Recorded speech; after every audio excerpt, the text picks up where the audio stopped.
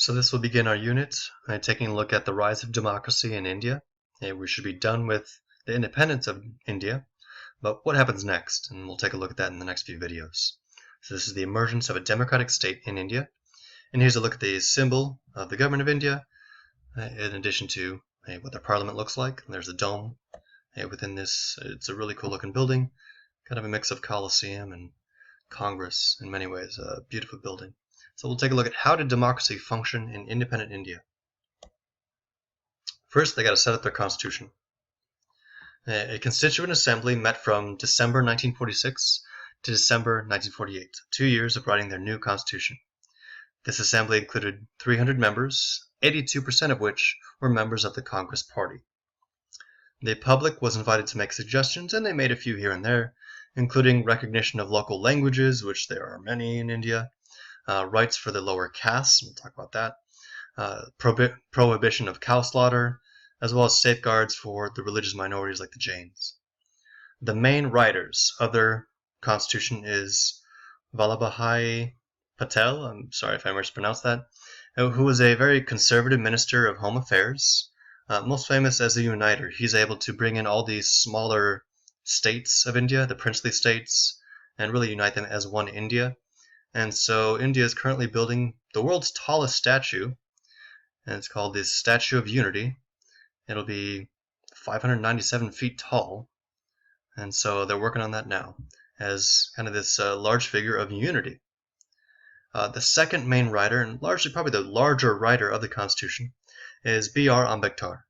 He is the law minister, and we'll talk a bit more about him later. So they're building a main statue of him. I believe that's called the Statue of Equality. And so both of these are currently under construction and are pretty massive. Nehru, who's going to be the real main leader after independence, he's only going to pop in as an intermediary on controversial matters because he's really good at kind of making compromises and getting people together. So largely just pop in for those reasons. What does their government look like? Well, it looks pretty much like the English government. That's their larger influence. Constitution comes into effect on their Independence Day on January 26, 1950, with a British style of government, with 2 houses of parliament, a bicameral legislature. This includes the House of the People, Lok Sabha, with 552 members. So we've got the different branches here. And their parliament, Lok Sabha, with 552. This is kind of the lower house, similar to our House of Representatives, and then it's larger. And the Rajya Sabha, the Council of States, with 250 members, which are chosen by the state assemblies. And so that's closer to the Senate. It's smaller and has formed some different functions. And so similar in some ways to the American bicameral legislature, but largely this is a British-style system. They have elections, major elections, every 5 years, with universal suffrage for citizens that are 21 years and older, men and women. It is constituency-style voting, and so seats are won by a majority in each constituency. And so it's majority rule, simple. The government is formed by the party that holds the majority. The leader of the winning party becomes prime minister, so you vote for the party, not necessarily the person. And this is more of a European style. It's odd for us to think of, but people are voting party first, and then the party chooses their main leader. The head of state would be a president elected for a 5-year term by parliament and the state assemblies. So they have a president and a prime minister. I know it's confusing, but they do serve slightly different jobs. So can you just kind of a breakdown, similar in some ways to ours, in that they have the legislative with the president, so kind of like a speaker that helps to unite the two. And then this prime minister is kind of like the president in our system. And then they have the Supreme Court, the High Courts, District Courts. Court system's based on ours, so the court system's pretty similar. But there's a slight difference between their president and prime minister. Prime minister is kind of like our president. Their president probably closest to our Speaker of the House, I guess. More on the Constitution. They have a federal structure, and similar to ours, where a strong central government for foreign affairs and defense, but the states get to do their own thing. States get to create their own laws. And so the states have a bit of autonomy, and here's an example of their 26 different states. And this allows for diversity, but also unity when necessary, so they come together when necessary. Each state has an elected assembly, where the leader of the majority party becomes the chief minister of the state. Instead of electing a governor, You vote for a party, whatever party wins, they choose kind of the main head of state for your state. So you're voting party, not person. The Supreme Court, very much like ours, their job is to review laws to ensure that they follow the Constitution. They have a Bill of Fundamental Rights, similar to our Bill of Rights, but theirs includes social and economic rights, so it takes it a step further as far as the rights of people. They are a secular government similar to ours, and that they have no official state religion. There's a strong separation of church and state. They have secular schools, and no taxes are allowed to support any religion, so it's very much like our secular government. And Nehru, as this founding father, is very committed to secularism and against communalism, as this splitting into further groups that would so easily happen in India because they are so diverse. He wants one non-religious government. And speaking of communalism, they are split. Here's kind of their breakdown as far as language.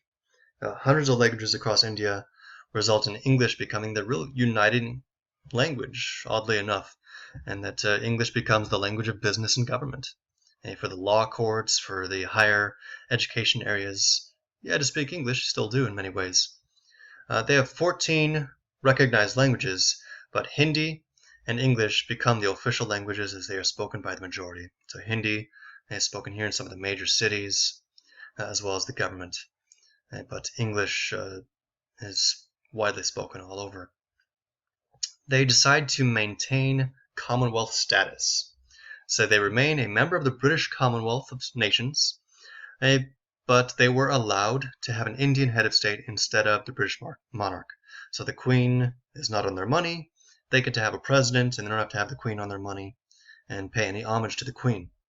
They remain as Commonwealth of States. The Commonwealth nations include all these little blue dots down here, and these are largely former British colonies that work towards common goals such as world peace, spread of democracy, and free trade. And so even though Nehru was very much in the non-alignment movement, he wanted to kind of not ally with anybody, this does help to maintain economic and political allies. And so as an independent nation, they're going to need new allies. And so by maintaining their ties with the British, they also get the benefits of maintaining ties with all the British pals in the British Commonwealth. Their first big election. 1951/52 is their first major election. They have 173 million voters, 84% of which are literate, which means a good chunk of the population is not able to read or write, but they're voting too. And so one of the ways they solved that was each party has a specific symbol, and they include that symbol on the ballot. And so we'll show each of the party symbols. So even if you couldn't read the candidate, you're not voting for the candidates, you're voting for the party. And so you'd vote for the trees or the hands or the huts instead if you were illiterate. They were voting for 499 parliamentary seats and 3,000 state assembly seats. The Congress Party dominates. They win 75% of the seats in the lower house, the Lok Sabha. Despite gaining only 45% of the vote, they were the majority because of splits with minority parties. And so the Indian National Congress here, the yoked oxen, they get 45% of the national vote, but these other parties split the remaining chunk, and so the National Congress dominates.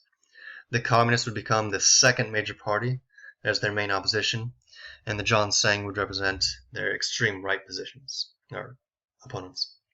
Let's break down these parties, starting with Congress. They win majority elections as long as Nehru's around. So they win in 1952, 57, 62. And they'd win 42 to 48% of the national vote.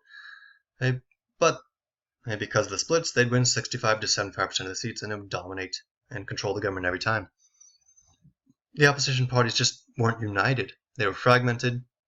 They would fight each other, and this allowed Congress to maintain their majority as the smaller parties just fought with each other.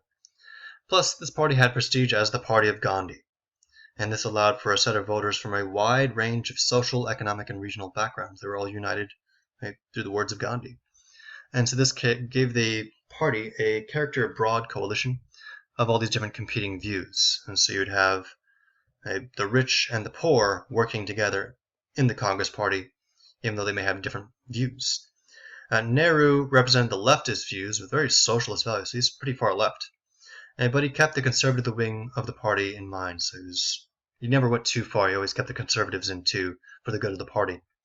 This slowed down in the 60s, and they really started to no longer attract new supporters or leaders. Nehru tried to revitalize the party before his death in 64, but it has gotten weaker in years. The next major party would be the Communists. They broke away. They were part of the Congress Party. They broke away in 1945. After independence, they decided to promote armed struggle. They wanted a revolution to free India from Congress control, who they saw as puppets for the British and for the rich. Supported by the peasants, workers, students, and extremely educated liberals, just decided to go more communist. They were strong in some states, but never really took on. They never took off.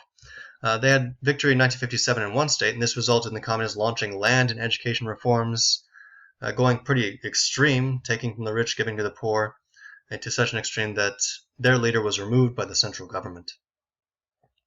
And then, surprise attack by their communist neighbor China in 1962 resulted in a loss of support, as they saw the Communist Party as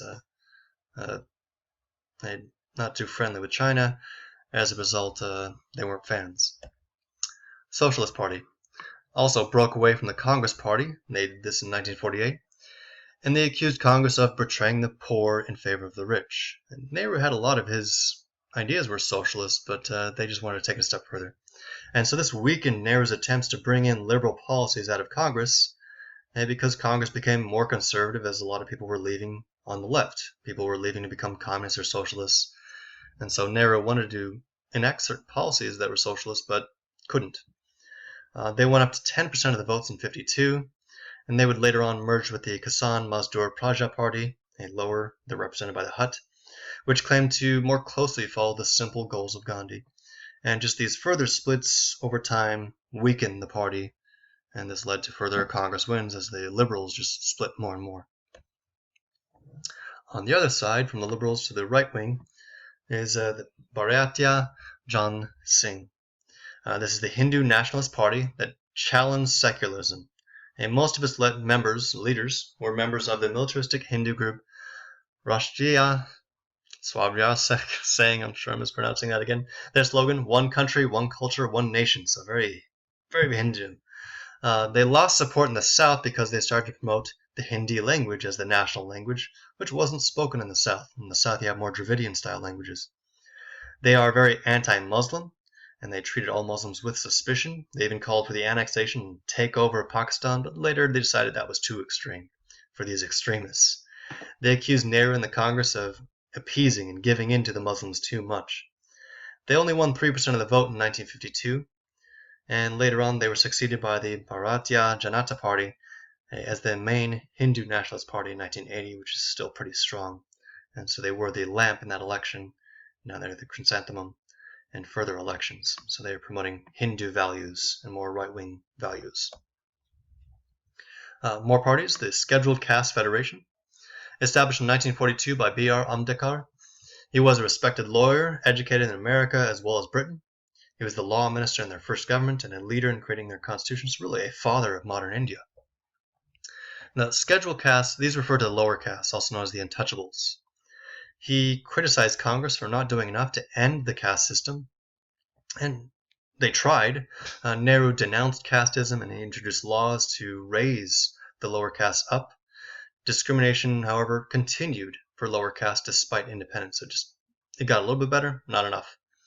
And so they ran in the 1952 elections, but seats reserved for the lower castes, they still went to the Congress Party. So even though he had a specific party for the untouchables, the untouchables still went with the Congress Party in many cases. Ambedkar decided, I'm out of politics, he rejects politics, and he then converted to Buddhism to protest the caste system present in Hinduism, and he encouraged others to do so as well. The Dalit Panthers protested the caste system in the 1970s, and they were inspired by the Black Panthers. And so the Dalit means oppressed, and it has now become the more accepted term for untouchables. And so their symbol was the elephant. And there's Ambedkar, there's one of their main fathers. So big idea as far as the significance of these developments or the movements. By the time of Nehru's death in 1964, India survived as a stable democracy, unlike Pakistan, which is still not stable years and years later. And this is a big achievement considering its size. It's the largest democracy on the planet. They have a legacy of colonial rule, and they had some major difficulties during their independence movement. Despite all these issues, Nehru pulled it off and has created a stable democracy in India. And so that's a look at how democracy was going to function in independent India and still largely does.